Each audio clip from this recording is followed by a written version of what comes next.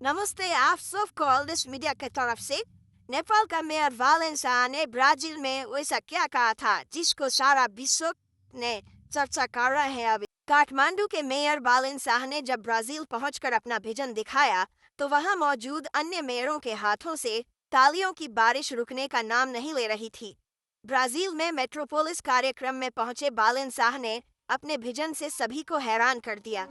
Mayor Balendra Shah Mayor Balendra Shah from Kathmandu, Nepal will bring an Asian. All the panelists out there. So it's South Asian actually. आज से ही काम करने का formula बना दिया तो वे चौंक गए। सोचा गया था कि ब्राजील पहुंचकर काठमांडू के मेयर बालेन शाह कुछ नया सीखेंगे, लेकिन उनका विजन हमारी उम्मीदों से कहीं ज्यादा ऊंचा था। उन्होंने दूसरों को सिखाया है, उन्होंने दूसरों को सब कुछ सिखाया है। वालेंसा नेपाल में एक ब्रांड बन गया है, अब इसे दुनिया में बनाना बाकी है। कार्यक्रम के मौके पर उन्होंने कहा कि 50 साल में सभी गांव खाली हो जाएंगे। उन्होंने कहा कि सिर्फ शहर में ही विकास करना काफी नहीं है, गांव में भी विकास करना बहुत जरूरी है, नहीं तो अगले 50 साल में गांव खाली हो जाएंगे। वालेंसा के दृष्टिकोण को वास्तव में स्वीकार किया जाना चाहिए।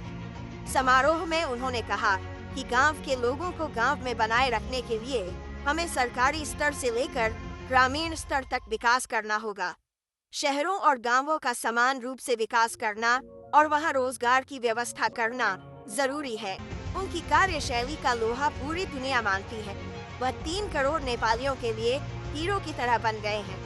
काठमांडू निवासी और पूरे नेपाल भी भाग्यशाली हैं कि उन्हें उनके जैसी दूरदृष्टि वाला मेयर मिला है। नेपाल के विकास के लिए किसी नायक या मसीहा की नहीं, बल्कि दीर्घकालिक स्वचालित सच्चे देशभक्त की जरूरत है। आपको क्या लगता है? जैसा कि वालेंसा ने कहा था, अगले 50 वर्षों में क्या पूरा गांव खाली हो जाएगा? अब सुनिए वालेंसा ने ब्राजील में क्या कहा था। Because not much people in our country and the cities are actually landless or homeless, but they are migrating from other cities, other VDCs to capital city. Kathmandu is the capital city of Nepal, so our approach is to find the root cause for it, and the root cause is not every city is privileged with better education, better health facility and job opportunities. So our approach is to collaborate with other cities and other VDCs around our capital to collaborate with them for the upliftment of their education system, upliftment of their job opportunities. So we don't promote migration from outer cities.